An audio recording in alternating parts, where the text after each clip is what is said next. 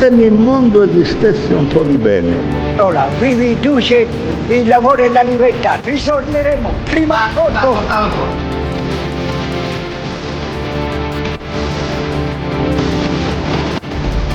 Prima dichiara Facciani Pietro colpevole dei delitti a lui ascritti.